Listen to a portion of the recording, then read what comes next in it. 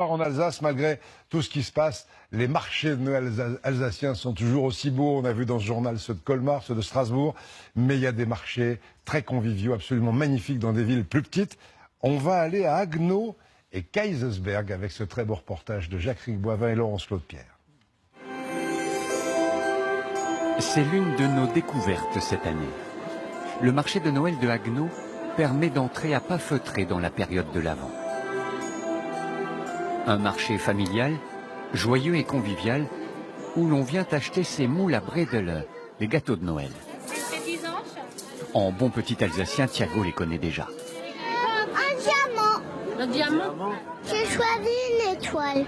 Une étoile et quoi? Reine encore? Reine. C'est pour faire des gâteaux Noël. Tu les aimes bien, ceux-là? Oui. C'est ta maman qui les fait? Non, c'est moi et papa. Dans une douce euphorie, vous vous laissez prendre au jeu. Cette lumière et cette ambiance vous font forcément retomber en enfance. Haguenau, le grand-père va le faire découvrir à son petit-fils. C'est le lieu de rendez-vous de tous les habitants. On va dire c'est le nôtre un petit peu. Voilà, c'est notre marché de Noël et faire un tour, ça fait toujours plaisir. L'ambiance de Noël, tout le monde aime ça. C'est un petit marché qui se développe bien. Il commence à y avoir du touriste quand même, mais c'est quand même beaucoup encore des gens du cru. Nous l'avons baptisé la famille Bonnet.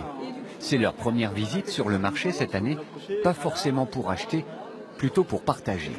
C'est féerique. Et la magie de Noël, c'est beau. Et si on peut la transmettre aux enfants. Moi, j'aime bien. Je trouve c'est joli. Il y a plein de monde et on retrouve plein de gens aussi qu'on connaît. Chez Nivinort, joyeux Noël, nous sommes bien en Alsace, la région où certaines communes se transforment un mois durant en village du Père Noël. Sur la place de Kaysersberg, c'est la foule du week-end. Son marché s'appuie sur une recette à l'épreuve du temps, celle de l'authenticité. Dans un joyeux brouhaha, les effluves de marron se mélangent à celles du vin chaud et de la cannelle. Après la famille Bonnet, la famille verre à la main. Chocolat ou vin chaud, les adultes n'hésitent pas longtemps. C'est la seule époque où on boit du vin chaud. À part ça, bon, le reste de l'année, on n'en boit pas. Mais là, voilà, c'est la tradition.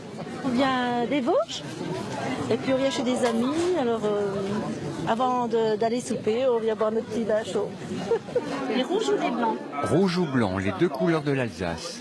Le vin chaud est confectionné par des bénévoles. Comme chaque année, les bénéfices seront reversés intégralement à une association du village. Une bonne action dont les ingrédients n'ont jamais changé. Il y a de la cannelle, des étoiles d'anis, du sucre, des oranges et des citrons. Ce qui fait le charme de Kaysersberg, ce sont ces milliers de décorations qui enchantent les promeneurs et le forcent à sans cesse lever les yeux. Au pied de l'église, c'est le marché des artisans. Ils sont une trentaine seulement, sélectionnés pour la qualité de leur réalisation. Donc ça, c'est le ketch qui est encore fabriqué en Alsace.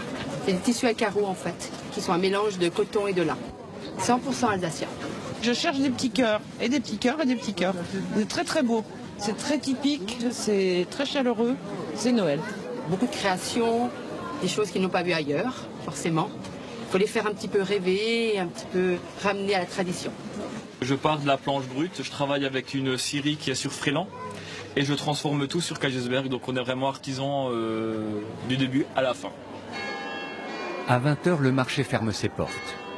Nous quittons le village avec un seul rêve, que la neige donne une touche plus hivernale encore à cette magnifique carte postale.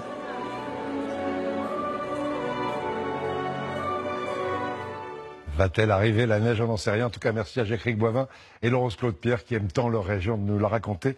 Et aussi joliment, la bourse de Paris, elle baisse après la hausse d'hier, moins 0,75% à 5016.